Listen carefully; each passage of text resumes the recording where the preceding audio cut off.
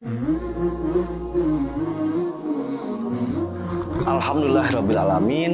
Asyhadu alla ilaha illallah wa asyhadu anna Muhammadan abduhu wa rasuluh. Amma ba'du. Teman-teman, banyak yang meminta penjelasan lagi tentang terkait rezeki ya. Ustaz sering menyampaikan di beberapa kajian, rezeki ini kita ketahui ya pemberian Allah yang diberikan kepada manusia, dan pemberian ini bisa dimanfaatkan ya.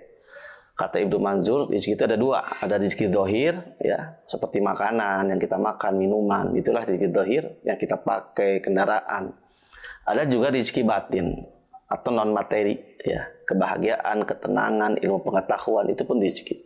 Jadi rezeki ini jangan disempitkan, bukan sebatas uang gitu ya. Rezeki itu tadi kesehatan pun rezeki, ketenangan berpikir, tetangga yang baik itu rezeki. Sahabat-sahabat yang setia itu pun rezeki dari Allah. Nah, lalu para ulama membagi lagi rezeki kepada tiga konsep. Yang pertama adalah rezeki makful, rezeki yang sudah dijamin, atau rezeki mutlak, rezeki yang tidak perlu diminta, dijamin, dibagi oleh Allah. Ya, semua makhluk yang ada di muka bumi ini, apalagi manusia, makhluk yang mulia, itu dijamin rezekinya oleh Allah. Itu sebutan rezeki makful, rezeki mutlak. Yang kedua adalah rezeki ikhtiar atau maksum. Rezeki ini harus dikejar lewat usaha, lewat bekerja. Ya, itulah perintah Allah yang bertebaran dalam Al-Qur'an, fantashiru fil ard wabtagu min fadli. Kejar, cari rezeki Allah, karunia Allah. Tergantung usahanya, perjuangannya. Ya, perjuangan dan doa.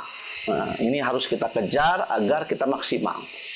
Rezeki ini lewat apa? Lewat yang diisyaratkan dalam Al-Qur'an. Bekerja, berdagang, bertani, industri. Jadi pilihan-pilihan hidup hari ini, jadi kaum profesional, jadi pegawai, jadi entrepreneur, ya, semua yang menghasilkan materi, hasil usaha, itulah.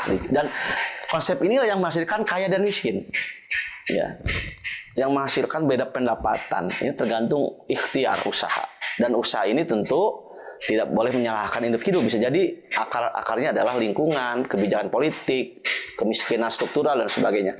Dan yang ketiga adalah rezeki mau'ud, rezeki yang tidak diduga-duga, rezeki yang dijanjikan Allah. Dan ini tentunya tidak sembarangan bagi hamba-hamba yang terpilih.